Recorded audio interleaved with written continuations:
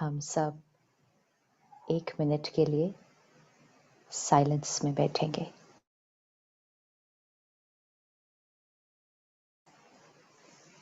और हम सब इकट्ठे मिलकर परमात्मा की याद में सर्व आत्माओं को शांति, शक्ति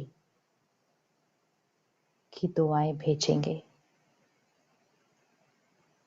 सभी इकट्ठे जो कुछ कर रहे हैं सब छोड़कर 2 मिनट एकाग्र होकर बैठ जाएं।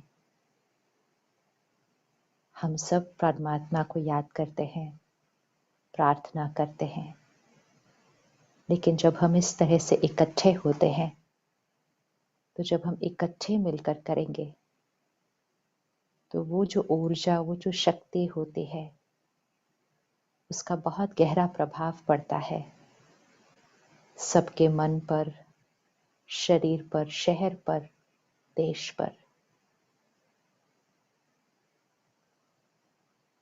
परमात्मा को याद कीजिए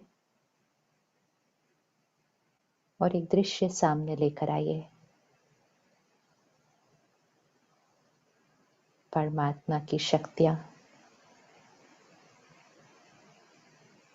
मुझ आत्मा में भरती जा रही हैं और मुझसे चारों तरफ फैल रही है। देखें इस दृश्य को। ईश्वर की शक्ति हर आत्मा को मिल रही है। हर आत्मा शक्तिशाली, शरीर स्वस्थ,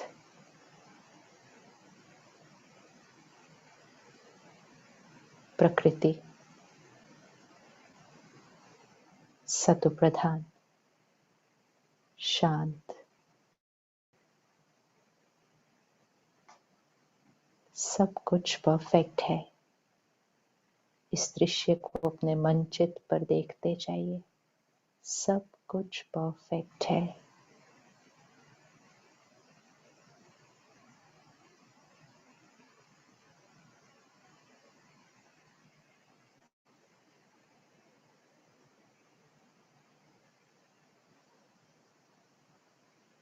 ओम शांति।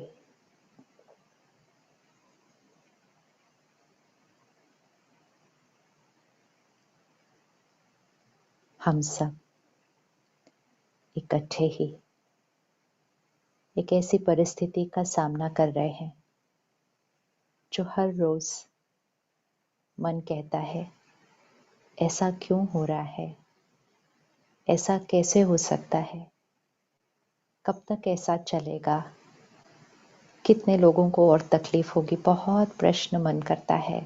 प्रश्न प्रश्न प्रश्न करता जाता है, फिर प्रश्न करता है, फिर उससे चिंता होती है और इतने प्रश्न कर ही रहा होता है, चिंता चल ही रही होती है, तो कहीं ना कहीं से किसी परिचित की तबीयत खराब हो गई है।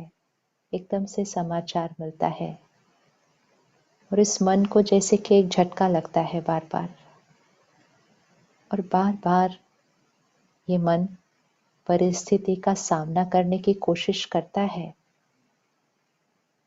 लेकिन ऐसा लगता है कि परिस्थिति बहुत बड़ी है, बहुत विकराल है, समस्या इतनी बड़ी है, समाधान कोई दिखाई नहीं दे रहा। परिस्थिति हमारे कंट्रोल से बहुत बाहर है। परिस्थिति का डर तो लगता ही है, और जो वो हमारे कंट्रोल से बाहर निकलती जा रही है, वो सोच के और भी डर लगता है।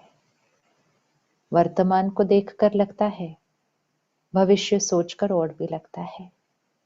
और जैसे जैसे ये होता जाता है, हमारी शक्ति और घटती जाती है, और जितनी ये घटती जाती है तो वो डर और चिंता और बढ़ती जाती है। इसलिए आज हम सब इकट्ठे हुए हैं।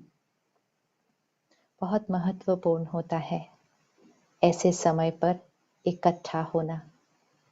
हम सब ने सुना है ना, जब भी कोई संकट आते थे तो गांव के सभी लोग इकट्ठे हो जाते थे। वर्षा नहीं होती थी तो इकट्ठे होकर पूजा करते थे, हवन करते थे।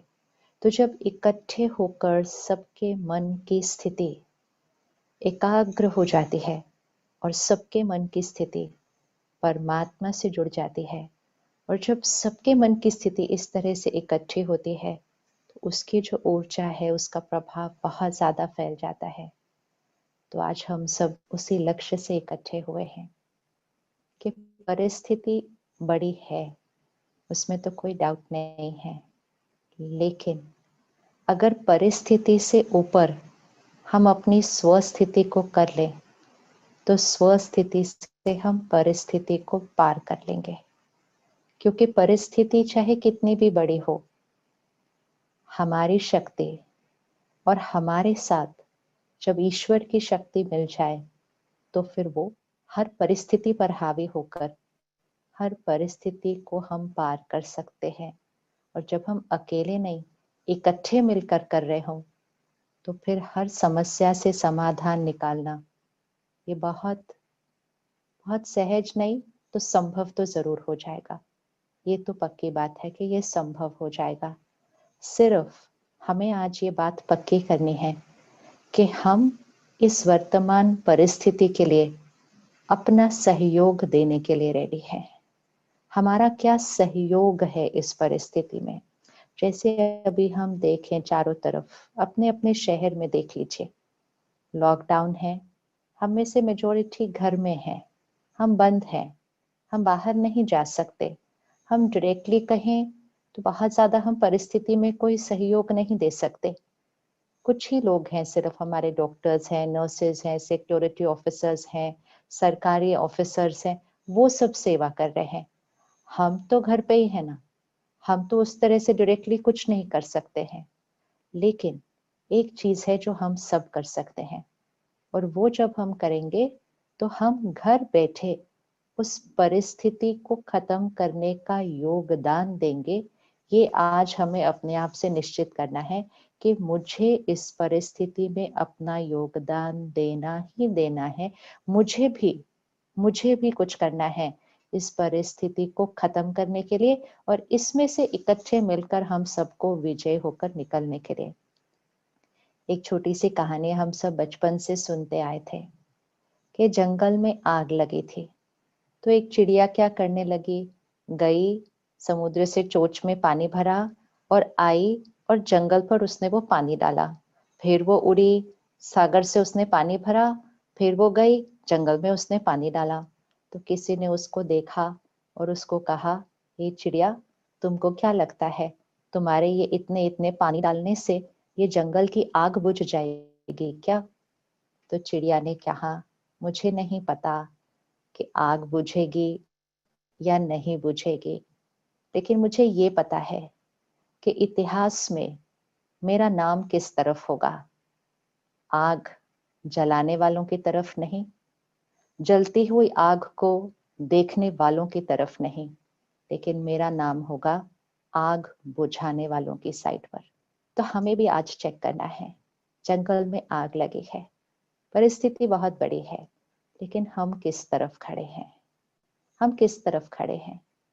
हम डेफिनेटली आग लगाने वालों में से नहीं हैं, लेकिन क्या हम सिर्फ देखकर सोचते रहते हैं, ऐसा क्यों, ऐसा क्या, ऐसे कैसे हुआ, वैसे कैसे हुआ? फिर हम उसके बारे में सोचते हैं, फिर हम उसके बारे में बोलते हैं।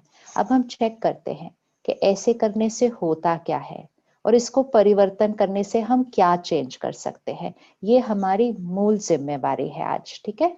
तो इस इक्वेशन को अच्छे से चेक कर लेते हैं।